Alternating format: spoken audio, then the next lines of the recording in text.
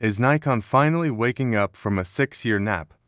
Or are they just delivering a beautiful eulogy for their high-resolution lineup? For years, Nikon shooters have been staring at their Z7 II bodies, watching the calendar flip, and feeling like the forgotten children of the imaging world.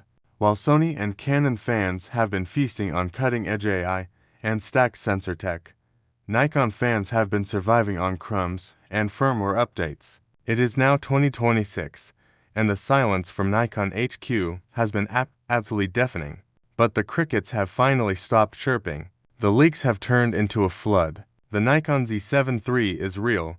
It finally has a price tag, and the specs are designed to throw a heavy punch. The only question that matters now is it too little, too late? The competition hasn't just been in the ring. They've been winning by technical knockout for 2 years straight. Today, we are breaking down every single leak, every internal whisper, and every supply chain secret to see if Nikon is truly back in the game or if they are just arriving at a party that ended at midnight.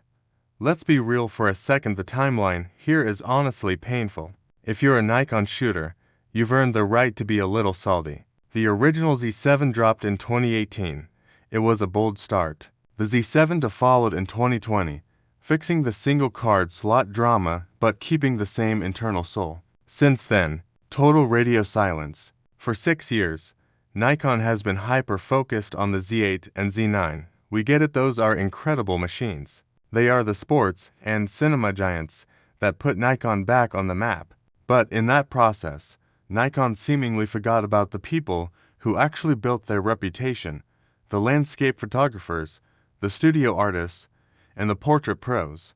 While Nikon was perfecting the Z9, Sony released the A7 RV and the A7 RVI, Canon dropped the R5 and the R5 Mark II. Even Fujifilm managed to update their medium format monsters twice. Nikon has been late, and not just fashionably late. They are miss dash the dash flight dash and dash the dash luggage dash is dash loss late. But according to the latest supply chain whispers, the wait ends in the autumn of 2026. Now, let's talk about the money, because this is where the Nikon value myth either lives or dies. The rumored price is sitting between $3,000 and $3,500. For context, the Sony A7 RVI is chilling at $3,500, and the Canon R5 II has deep $3,900. If Nikon can actually hit that $3,299 sweet spot, they become the value king overnight. They need to undercut Sony by at least $200 to convince people to stay. In a world where inflation has turned mid-range cameras into luxury items, that price gap is the only thing that will stop a Nikon user from glancing at a Sony catalog. If they push past $3,500, they aren't just in trouble, they're invisible. People don't wait 6 years to pay a premium for hardware that feels like a catch-up project. Nikon needs to prove that loyalty has a financial reward. Let's get into the guts of this thing, because the specs are where the real story hides. We are looking at a 61 megapixel stacked BSI sensor. Stacked is the magic word here. If you don't know why that matters, listen closely. The old Z7 sensors were beautiful, but they were slow. They had rolling shutter issues that made electronic shutters almost useless for anything moving faster than a turtle. A stacked sensor changes the entire math of the camera. It means lightning-fast readout speeds, zero distortion in your electronic shutter, and a massive boost to autofocus calculations per second. You're also looking at 8,000 video at 60p and 4K at 1:0p. This is the hybrid powerhouse Nikon should have released 3 years ago. It finally matches the Sony and Canon benchmarks, giving landscape and wildlife pros the slow motion tools they've been begging for. Under the hood, the Z7 III is rumored to jump straight to the Expeed 8 processor. This is a massive curveball because the flagship Z9 is still running on Expeed 7, jumping a full generation ahead. Means the Z7 III will have more processing headroom than the most expensive camera Nikon sells. This new brain brings advanced AI-powered autofocus to the table. We're talking about real-time tracking for birds, cars, planes, and even insects that actually stays locked regardless of the lighting. It's also expected to handle in-camera AI noise reduction. Imagine shooting at ISO 6400 and getting a file that looks like it was shot at ISO 400 because the processor cleaned it up before it even hit your memory card. The body itself is expected to be a mini Z8. You get that deep, professional grip and all the tactile buttons you love, but in a lighter frame. For the landscape shooters who hike 10 miles into the wilderness for one sunset shot, every gram saved is a blessing. But here is the cold, hard truth that most fanboy channels won't tell you. Specs on paper don't mean a thing if the execution fails, and Nikon has 3 massive hurdles to clear. First is the autofocus reliability. Sony is still the undisputed king of sticky autofocus.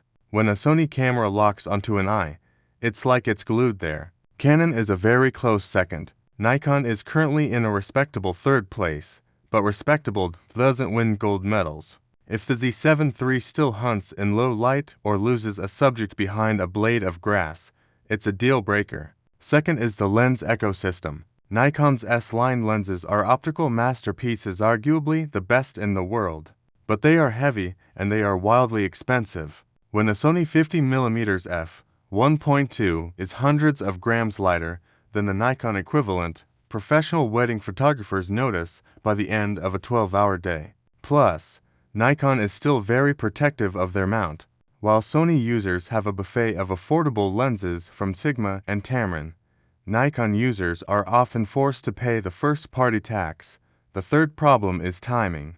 By the time this camera hits shelves in late 2026, the Sony A7 III will have been on the market for over a year. Sony can just slash their price by $300 on Black Friday, and suddenly Nikon's value argument completely evaporates. Nikon is playing defense in a game where they used to set the rules. They are currently clearing out old Z7 to stock with massive discounts, which is the clearest sign that the successor is around the corner. They need to flush the warehouses before they announce the new king. It's a smart business move, but it's a frustrating one for the loyal fans who have been holding onto their 2020 gear while the rest of the world moved into the future. So, what is my honest opinion?